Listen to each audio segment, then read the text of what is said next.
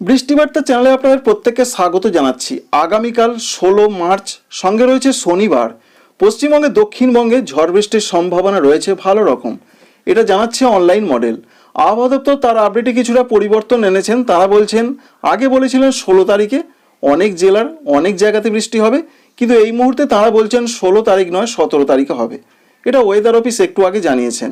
তবে আমরা জেনে নেব কী কী আপডেট দেখতে পাওয়া যাচ্ছে এবং জানাবো আপনাদের আবহাওয়া দপ্তর লেটেস্ট আপডেটে কী কী বললেন। আমরা 16 তারিখের যে পূর্বাভাস পাচ্ছি, বিশেষ করে সন্ধ্যার দিকে, বিকালের পর থেকে বা বিকাল থেকে সারা দক্ষিণবঙ্গ জুড়ে ঝড় বৃষ্টির সম্ভাবনা বেশ ভালো রকম রয়েছে। কিন্তু আবহাওয়া দপ্তর বলছেন কিছু কিছু জায়গায় হালকা থেকে হালকা মাঝের বৃষ্টি হতে পারে, এমনটা সম্ভাবনা। আগে তারা বলেছিলেন অনেক জায়গা হতে পারে কিছু কিছু জেলার। সেই আপডেটটি তারা আবার একদিন ডিলে করেছেন, অর্থাৎ 17 তারিখের দিকে তারা বলছেন বেশ কিছু কিছু জেলাতে অনেক জায়গায় বৃষ্টি হতে পারে। যাই হোক না কেন, আলিপুর যেটা বলছেন যে 16 তারিখের দিকে প্রত্যেকটা জেলাতে অরেঞ্জ অ্যালার্ট বা সতর্কবার্তা রয়েছে।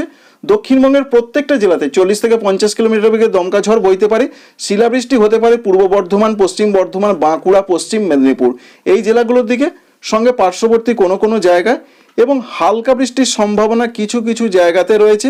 মূলত বীরভূম, মুর্শিদাবাদ এদিকে বৃষ্টিটা হালকা হালকা, দু এক জায়গায় দু এক পশলা হালকা মাঝারি হতে পারে। 17 তারিখে তারা কি পূর্বাভাস দিচ্ছেন তার আগে দেখে নেব 17 তারিখে কি দেখতে পাওয়া যাচ্ছে। আমরা 16 তারিখে দেখতে পেলাম ঝড় বৃষ্টির সম্ভাবনা প্রচণ্ডভাবে দক্ষিণবঙ্গের দিকে রয়েছে। এটা সিস্টেম দেখাচ্ছে, তাই আপনাদের সঙ্গে শেয়ার করলাম। আরেকবার দেখিয়ে দিচ্ছি আপনাদের। কিন্তু আলিপুর আবহাওয়া দপ্তর কিন্তু একটু অন্যরকম। তারা বলছেন যে ঝড় বৃষ্টির সম্ভাবনাটা বেশি হতে পারে 17 তারিখের দিকে। 16 তারিখের দিকে লক্ষ্য করুন, প্রথমেই পশ্চিম দিকের জেলা, তারপর উপকূলবর্তী জেলার দিকে ঝড় বৃষ্টি বেশ ভালো রকম হতে পারে। এবার 17 তারিখে দেখুন, যেটা আলিপুর বলছেন 17 তারিখে বেশি ঝড় বৃষ্টি হবে, কিন্তু অনলাইন কি দেখাচ্ছে? অনলাইন দেখুন হালকা হালকা বৃষ্টির কথা বলছে। এই মুহূর্তে এটাই আমরা আপডেট পাচ্ছি। রাত পর্যন্ত 17 তারিখ আমরা দেখে নিলাম, এবং যেটা 18 তারিখ পড়ে যাচ্ছে 2 AM। সুতরাং বুঝতে পারলেন। এবার আলিপুর আবহাওয়া দপ্তর বলছেন 17 তারিখের দিকে মাঝারি বৃষ্টি হতে পারে, 50 থেকে 60 কিলোমিটার গতিতে ঝড় বইতে পারে। 2 24 পরগনা, উত্তর এবং দক্ষিণ 2 মেদিনীপুর, পূর্ব এবং পশ্চিম ঝাড়গ্রাম, বাঁকুড়া, পুরুলিয়া, পূর্ব বর্ধমান, পশ্চিম বর্ধমান, কলকাতা, হাওড়া এই জেলাগুলোতে 17 তারিখে বেশি বৃষ্টি হবে। কম বৃষ্টির সম্ভাবনা নদিয়া, বীরভূম, মুর্শিদাবাদ, হুগলি জেলার দিকে। আরেকবার আপনাদের দেখাচ্ছি 17 তারিখে, ভালো করে লক্ষ্য করুন সেরকম কি ঝড় বৃষ্টি দেখতে পাওয়া যাচ্ছে দক্ষিণবঙ্গে? একদমই নয়। তবু আলিপুর জানিয়েছে, আপনাদের সেটা জানালাম বা শেয়ার করলাম। এবং 18 তারিখের দিকে হালকা হালকা বজ্রবিদ্যুৎ সহ বৃষ্টি হতে পারে দক্ষিণবঙ্গের প্রত্যেকটা জেলার কোনো কোনো জায়গায়, এমনটাই দেখতেও পাওয়া যাচ্ছে। আলিপুর এটা বলেছেন।